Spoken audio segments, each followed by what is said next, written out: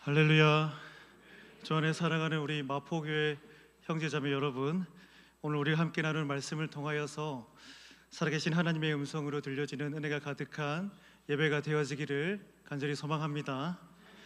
우리가 공의와 겸손 그리고 하나님의 진심이라는 우리의 말씀의 제목으로 우리가 함께 말씀을 나눌 때에 우리 안에 있는 이런 죄된 습관과 죄에 대한 무지함으로 인해서 여호와의 날이 심판의 날이 될지, 아니면 지금이라도 회개의 영이 우리 가운데 임하여서 하나님께서 우리의 죄를 고백하게 하시고 철저히 주님 앞에 엎드리며 고백할 때에 하나님께서 우리에게 숨김을 얻게 하실 줄 여러분 믿습니다. 우리 모두에게 여호와의 날이 기쁨과 축제의 날이 되어지기를 간절히 소망합니다. 제가 국민학교 다닐 때 일입니다. 제가 거의 국민학교 끝 세대가 아닐까 싶어요. 국민학교에서 여러분 초등학교로 바뀌게 되었죠. 제가 국민학교 다닐 때는 육성회비를 내던 시절이었습니다. 지금은 무상교육이지만 돈이 없으면 학교도 못 다녔습니다. 국민학교 다니던 그 시절에 정말로 기다려지는 날이 있었습니다. 그날은 마치 여호와의 날처럼 기쁨의 날이었죠. 그날이 언제냐면 아버지께서 월급을 받으셔서 일명 똥종이라고 하죠.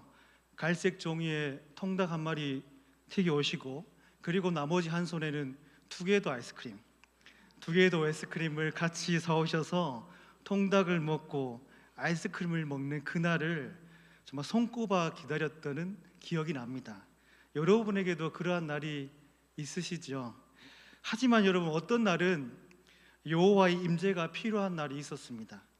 저희 어머니가 분식점을 하셨어요. 은혜 분식이라고요. 그래서 떡볶이가 하나에 100원 하던 시절입니다. 잔돈을 거슬려 드려야 하니까 그 어머니 앞주머니에는 동전이 참 많았습니다. 저는 그때 지금이나 그때나 철이 없었고 어머니 앞주머니에 있는 그 동전이 많았기 때문에 500원쯤은 진짜 500원쯤은 가져가도 모를 거라고 어렸을 때는 생각했습니다.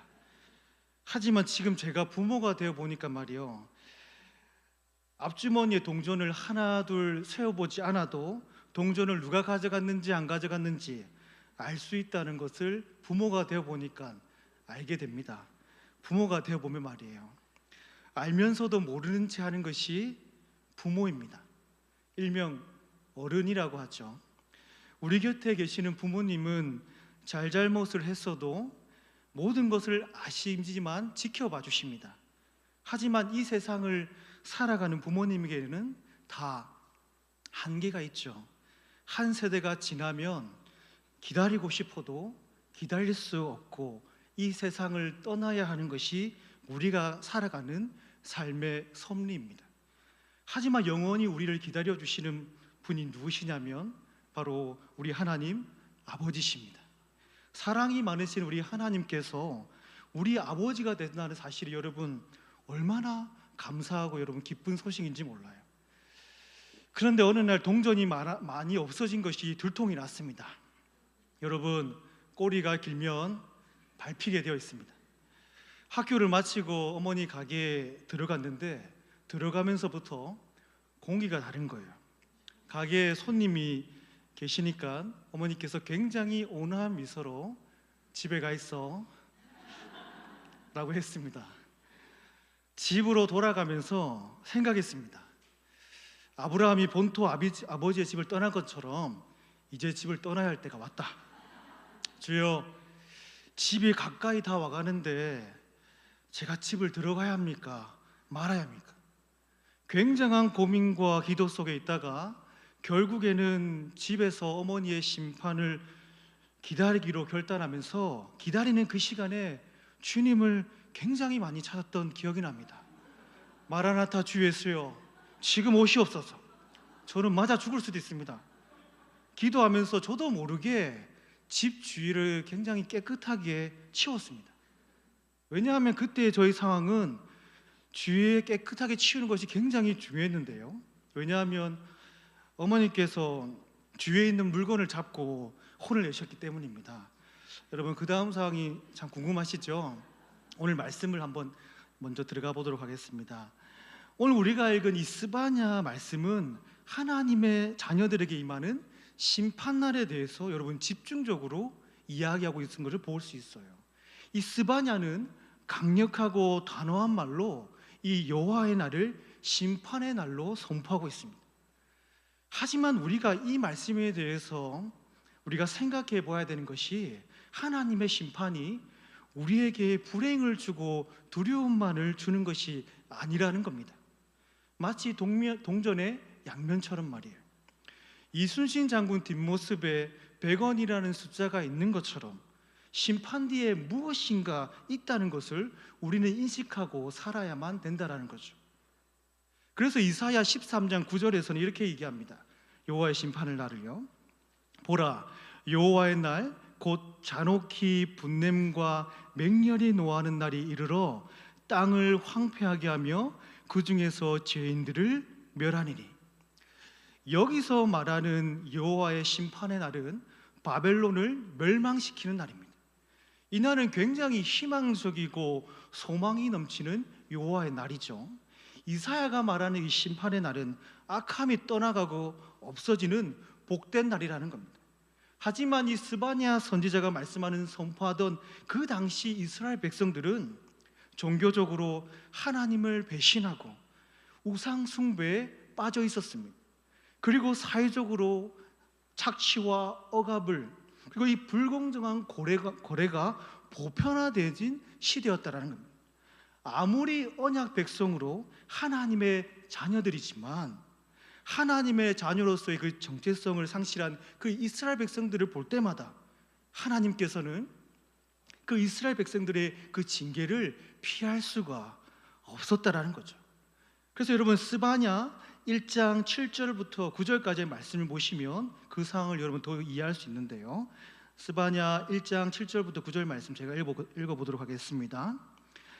주 여호와 앞에서 잠잠할지어다. 이는 여호와의 날이 가까웠으므로 여호와께서 희생을 준비하고 그가 청한 자들을 구별하였음이니라. 여호와의 희생의 날에 내가 방백들과 왕자들과 이방인의 옷을 입은 자들을 벌할 것이며 그날의 문턱을 뛰어넘어서 포악과 거짓을 자기 주인의 집에 채운 자들을 내가 벌하리라. 여러분 7절부터 9절까지의 말씀을 여러분 읽어보시면 여호와의 날에 누구를 심판한다고 여러분 기록하고 있습니까? 8절을 보시면 방백들과 왕자들을 벌할 것이며 라고 기록하고 있습니다. 8절에서 말하는 여러분 방백들과 왕자들은 도대체 여러분 누구를 이야기하고 있는 걸까요? 여러분 결국에는 누구를 심판한다는 겁니까? 스바냐 1장 1절을 보면 우리가 누구를 심판하는지 더 구체적으로 이야기하고 있습니다. 스바냐 1장 1절 우리 한번 함께 읽어볼까요? 시작. 아몬의 아들 유다 왕 요시아의 시대에 스바냐에게 임한 여호와의 말씀이라. 스바냐는 히스기야의 현손이요 아마랴의 증손이요 그다랴의 손자요 구시의 아들이라. 아멘. 여러분 스바냐는 왕족 출신의 선지자입니다. 히스기야의 현손이라는 말을 해석하면 여러분 이렇습니다. 손자가 자녀를 낳으면 증손자이고 증손자가 자녀를 낳으면 고손자이고 고손자가 아들을 낳으면 현손자입니다. 그러니까 현손자는 4대 손인 겁니다. 스바냐 선지자는 히스기야의 4대 손인 겁니다. 믿음의 여정이 4대째나 여러분 왔음을 여러분 이야기하고 있다는 거죠. 여러분 믿음의 여정이 4대째나 내려왔으면 여러분 얼마나 율법에 대해서 잘 알고 지켰겠습니까? 하지만 스바냐 선지자는 말합니다. 누구를 멸한다고 여러분 말하고 있나요? 방백들과 왕자들을 벌할 것이라고 선포합니다. 하나님의 자녀들에 대한 심판을 이야기하고 있다는 거죠. 아무리 믿음이 뛰어난 조상이 있더라도 신앙의 연수가 깊은 조상이 있을지라도 여호와의 날은 누구에게나 적용이 된다는 겁니다. 왕자라도 방백들이라도 여호와의 심판을 피할 수 없다라는 것을 스바냐 선지자는 선포하고 있습니다. 심판이 있는 그날에 여러분, 저와 여러분들은 여러분 무슨 말을 할 수 있겠습니까? 이곳에 계신 여러분들도 다 여러분 믿음의 가문들이 아닌가요? 만약에 스바냐와 같은 선지자가 심판의 날을 선포하면 여러분은 어떤 말을 할 수 있냐라는 겁니다. 저는 주일 예배 한 번도 안 빠졌습니다. 저는 말씀 열심히 읽고 쓰고 성경 공부 열심히 했습니다. 심판대 앞에 섰을 때 여러분 이러한 말 할 거냐는 거예요. 우리 하나님께서 원하시는 답이 아니라 우리는 항상 동문서답을 하고 있는 모습을 우리는 보게 됩니다. 하나님께서는 예수님께서 부활 승천하시면서 말씀하신 그 세 계명, 하나님 사랑, 그 이웃 사랑을 실천하고 있는지 그 이야기를 듣고 싶은데도 말입니다. 저희가 태국에서 사역을 열심히 하던 중에 오늘의 말씀처럼 심판의 날과 같은 일을 겪은 적이 있습니다. 저희가 토요일마다 저희가 토요 문화학교라고 토요 문화교실을 열었습니다. 홍혜진 선교사님이 교원 자격증이 있어요. 외국 사람들에게 한국어를 가르쳐 줄 수 있는. 그래서 한국어로 놀이도 하고, 그리고 한국어로 요리도 하고, 그리고 한국어로 체육 활동도 하고, 그리고 팀들이 이렇게 오기도 하면 같이 조인해서 이런저런 활동을 하는 귀한 시간을 참 많이 가졌습니다. 결국에는 정말 그 아이들이 모이게 되니까 여러분, 그 아이들의 부모님들이 자연스럽게 교회를 오게 되더라고요. 그 부모님들이 하시는 말들이 뭐냐면 여기가 교회인지 지금까지 살면서 몰랐다고 하는 부모님들이 참 많았습니다. 그렇게 아이들이 모이니까 부모님들이 모이게 되고, 그리고 부모님들이 교회에 정착하는 일들이 일어나게 되었습니다. 정말 하나님의 은혜죠, 여러분. 그런데 여러분, 언제나 항상 했던 그 참으로 기쁜 그 토요일 사역 중에 이민구 경찰이 저희 사역하는 곳을 찾아왔습니다. 이민구 경찰이라는 것은 태국에 살고 있는 그 외국인들을 관리하는 경찰입니다. 그리고 경찰이 찾아온 이유에 대해서 설명하는데, 누군가 우리 가정에 불법 체류자가 있다라는 것을 신고를 해서 저희 가정을 만나기 위해서 왔다라는 거예요. 2015년도에 교통사고로 하은이가 다치고 그 다음 해에 하나님께서 저희 가정을 위로해주고 선물로 주신 셋째 성원이를 하나님께서 주셨는데, 그 셋째 성원이가 비자가 없었습니다. 그런데 비자가 없었던 이유는 이민국 경찰도 잘 알고 있었어요. 왜냐하면 비자를 받으러 갔을 때 그 이민국에서 비자 작업을 하지 않아도 된다고 그들이 이야기했기 때문이에요. 참 외국에서는 자국민이 아니라 그 외국인으로 살아가는 일은 정말 참 힘듭니다, 여러분.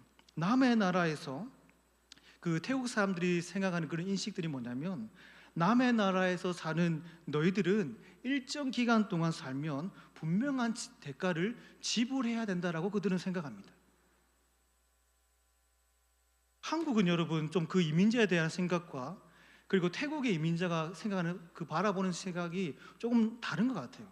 태국은 정말 너무 인색할 정도로 그 외국에서 외국인들을 좀 무시하기도 하고, 외국인을 바라보는 그 시선이 너희들은 잠깐 여기 와서 즐기고 돌아가라는, 여기 살지 말고 상주하지 말고 너희 나라로 돌아가라는 그런 마음을 그들은 갖고 있어요. 그리고 태국 사람과 그리고 외국인이 결혼하게 되면 사실 자국민이 된 거잖아요. 하지만 그 외국인은 죽을 때까지 1년에 한 번씩 그 비자 작업을 해야 됩니다. 태국 사람과 결혼을 해도 말입니다. 무조건 1년에 한 번씩 비자 작업을 해야 되고, 비자 작업이 안 되면 그 시간 월 1일씩 그 벌금을 주고요. 그리고 참 이 외국인들이 살기 힘든 게 뭐냐면, 다른 나라로 가면 다른 나라 가기 전에 신고해야 되고, 그리고 다시 들어오면 또 90일 전에 신고해야 되고, 그 90일이 지나서 신고하지 않으면 그 시간대로 벌금을 다 지불합니다. 그 벌금이 개인당이에요. 만약에 우리가 6가정이면 6명당 1명당 벌금을 다 하는 겁니다. 그리고 이 태국은 여러분, 제가 그 전에도 설명드린 것처럼 자기 소견에 옳은 대로 행동하는 경향이 정말 많습니다. 오늘 비자 작업이 되었는데 내일 비자가 되지 않는 정말 희한한 나라가 태국인 것 같아요. 정말 틀이 없고 기준이 없는 나라가 태국입니다. 그래서 기준이 필요하고 그 신앙의 매뉴얼이 정말 필요한 나라가 태국이라는 거죠. 본인들도 비자 작업을 하면서 분명히 안 해도 된다라고 했지만 이제는 인민국 경찰도 누군가 신고를 해서 본인들도 어쩔 수 없다라는 이야기였습니다. 사실 처음에 그 이야기를 들었을 때는 조금 당혹스러웠습니다. 하지만 저희가 태국에 오자마자 참 그 첫째 아이들의 교통사고를 겪으면서 정말 그 십자가의 사랑이 뭔지 예수님을 만났고 그리고 그분의 원하심을 알았기 때문에 그 상황을 이해하려고 했습니다. 그리고 하나님께서 오늘 말씀처럼 예수 그리스도 안에서의 이 공의가 무엇인지 알게 하시더라고요. 순간적으로 정말 따지고 싶었습니다. 너희가 그때 그렇게 얘기하지 않았냐고 따지고 싶고 옳고 그름을 이야기하고 싶었지만 저희는 그 모든 상황을 따지지도 않고 판단하지도 않고 겸손히 순종했습니다. 그래서 홍혜진 선교사와 이제 1살도 되지 않는 그 셋째 성원을 데리고 한국에 있는 태국 대사관에 가서 비자를 받기 위해 떠났습니다. 그런데 여러분, 그 하나님의 역사는 원래 이미 이전부터 시작이 되었지만 그때 다시 시작이 되었음을 우리가 보게 되었어요. 하나님의 은혜가 다시 한번 시작되는 것을 저희가 경험하게 되었는데 이 모든 과정을 본 그 현지 이민국의 경찰과 현지 사역자와 주민들이 그 모든 과정을 보면서 은혜를 받았습니다. 왜냐하면 저희 가정과 그 현지 사역자는 누가 신고했는지 알고 있었기 때문입니다.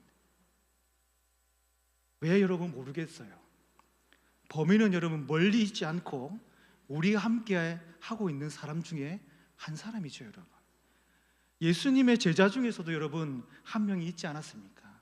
여러분, 우리가 항상 깨어 있지 않으면 우리가 그 사람이 될 수 있다는 거예요. 우리가 항상 깨어 있어야 되는 이유가 이런 겁니다. 만약에 오히려 우리가 그때 화를 내고 옳고 그름을 따지기 시작했으면 그 떠나보니 그 사람을 찾아 나섰더라면 정말 어떻게 되었을까? 제가 혼자 신앙 안에서 상상했던 적이 있습니다. 사실 그 시기는 여호와의 심판이 같은 그때는 그 사역의 열매가 정말 조금의 열매가 맺어가는 시기였어요. 지금까지 힘겹게 수고하고 헌신한 그 비영리 단체인 그 오병이어라는 그 재단의 그 모든 사역과 데이터가 이제 조금 뿌리를 내리면서 이제 열매를 맺어가는 시기였는데 그 인간적인 공의로 인해서 주님께서 인도하신 그 일들이 물거품이 될 뻔한 그 일들을 딱 상상하게 되면서 너무 하나님께 감사했습니다. 너무 하나님께 감사한 거예요. 여러분, 이처럼 선교지는 정말 너무 그 영적인 싸움이 너무 치열한 것입니다. 심판과 같은 그 일이 있었지만 정말 우리가 하나님을 믿는 사람이라면 우리가 말씀대로 서로를 사랑하며 그리고 자기 생각을 내려놓을 수 있어야 된다는 것을 저도 알고 그리고 현지인들도 알지만 그 알미 실천으로 이루어지면서 그 은혜를 경험하게 된다는 거예요. 그 믿는 것과 아는 것이 삶으로 실천이 되니까 은혜가 나타난다는 겁니다. 정말 그리스도인이란 자기를 희생하는 것이라는 것을 그들이 여러분 몸소 경험하면서 이 모든 일로 인해서 오히려 그 성도들이 하나가 되는 현장을 경험하게 된다는 거예요. 그리고 그 일이 지나고 떠났던 그 사람을 사람들은 우연이라고 얘기하지만 하나님의 계획하심으로 그 떠났던 사람을 만났습니다. 여러분, 일반적인 마음이었다면 여러분 어떨까요? 속이 부글부글 하겠죠. 하지만 그때 홍혜진 선교사님이 그 사람을 안아주면서 아무것도 모르는 채 안부를 묻고 손도 잡고 기도해 주었던 기억이 여러분 납니다. 주 안에 사랑하는 우리 마포교회 형제자매 여러분, 이러한 모든 진행 상황 가운데서 저의 가정을 위로하며 희망을 주는 말씀이 오늘 말씀 스바냐 2장 3절의 말씀이에요. 여호와의 규례를 지키는 세상의 모든 겸손한 자들아, 너희는 여호와를 찾으며 공의와 겸손을 구하라. 너희가 혹시 여호와의 분노의 날에 숨김을 얻으리라. 스바냐는 악하고 제약이 제약인 줄 모르고 살아가는 그 하나님의 자녀들에게 세상의 모든 겸손한 자들아, 너희는 여호와를 찾으며, 여러분 무엇을 구하라고 성경에 기록되어 있습니까? 공의와 겸손을 구하라고. 공의와 겸손을 구하면 여호와의 분노의 날에 숨김을 얻게 된다라고 말합니다. 여러분, 그렇다면 여러분이 생각하는 공의와 겸손은 무엇입니까? 여러분, 공의의 사전적인 의미를 제가 찾아보니까 이렇게 적혀 있더라고요. 공의는 개인의 감정이나 이해관계를 떠나 누구에게나 동일하게 적용되고 바르고 정당한 기준이나 의로움을 뜻한다고 국어사전에 적혀 있어요. 그리고 이 겸손의 사전적 의미는 스스로를 낮추고 남을 높이는 태도, 자기 중심적이지 않고 타인을 배려하며 존중하는 마음이라고 기록하고 있습니다. 그런데 여러분, 성경에서 말하는 이 공의와 겸손은 국어사전에서 말하는 뜻에서 빠진 것이 여러분 있습니다. 그 빠진 것이 어디서 찾을 수 있냐면 말씀에서 찾을 수 있죠.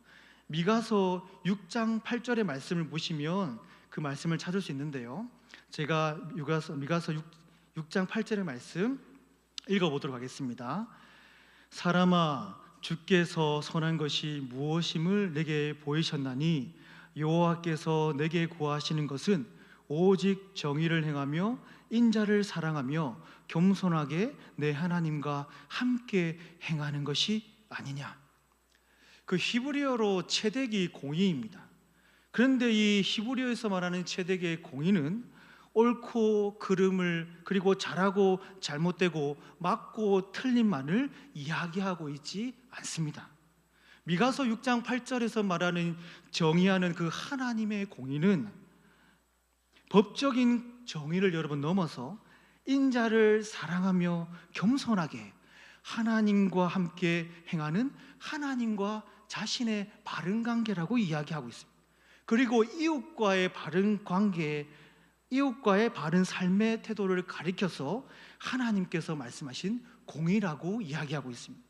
그래서 여러분, 공의는 단순히 윤리적으로 법적인 정의가 공의가 아니라 하나님의 뜻을 따르고 그 성품을 삶 속에서 하나님의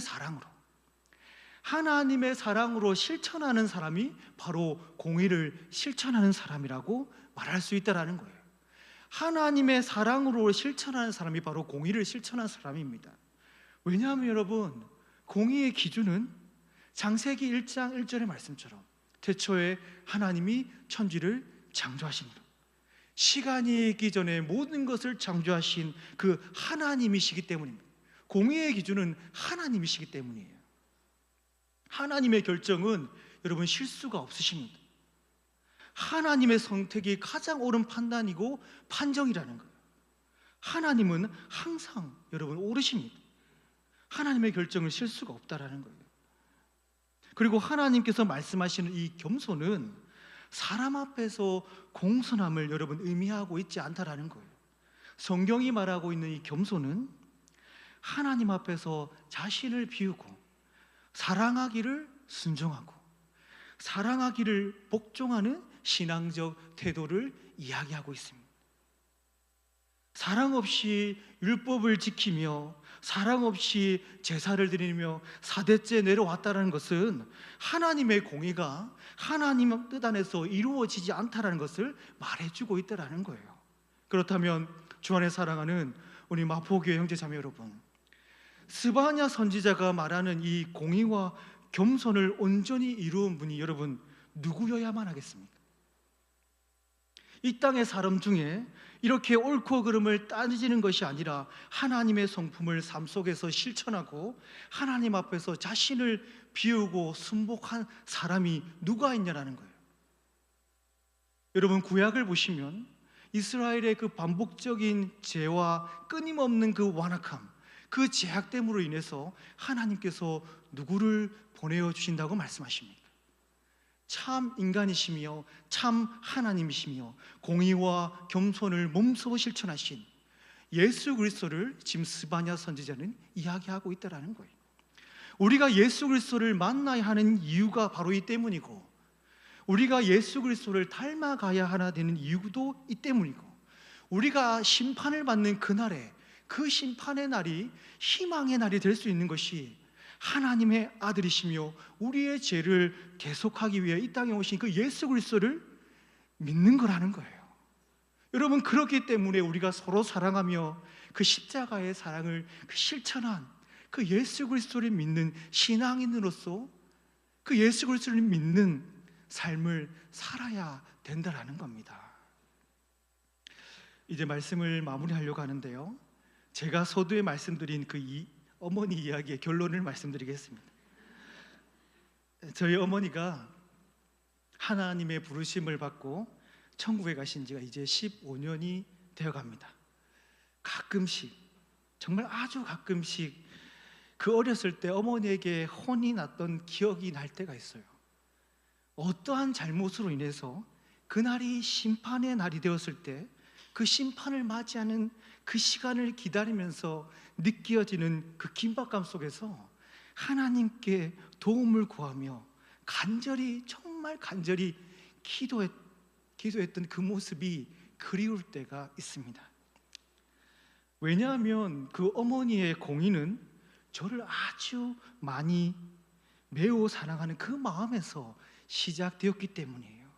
여러분, 너무 사랑하니까 심판하는 겁니다. 여러분, 그 이야기의 결말은 해피엔딩입니다. 우리의 삶도 해피엔딩이잖아요. 우리가 다 천국의 소망을 가지고 살아가잖아요. 어머니가 혼을 내실 때 주위에 있는 물건을 들고 혼을 내셨는데, 어머니가 분식점을 하시니까 냄비를 정리하시다가도 냄비를 한번 집어 던지기도 하시고, 어쩔 때는 설거지를 하시다가 갑자기 잘 붙어있는 그 호스를 뽑아가지고 심판을 받기도 했는데, 그래서 저는 깨끗이 치웠을 뿐인데 오히려 그것이 감동이 되셨는지 어머니께서 용돈을 주셨습니다. 그런데 지금 그 시간을 생각해 보니까 그 어머니의 심판이 참 그립더라고요. 왜냐하면 저를 정말로 진심으로 사랑해 주신 어머니께서 제 곁에 없기 때문입니다. 하지만 여러분, 육신의 부모가 우리 곁에 없어도 우리에게 희망과 용기가 생길 수 있는 이유는 우리가 성령님이 내 안에 계시고 예수 그리스도를 구주로 고백한 우리가 구원을 받고 구원을 얻고 천국에 대한 소망을 가지고 있기 때문에 다시 만날 그날이 우리와 여러분 모두에게 동일하게 있기 때문이라는 겁니다. 주 안에 사랑하는 우리 마포교회 형제 자매 여러분, 저는 여러분에게 묻고 싶습니다.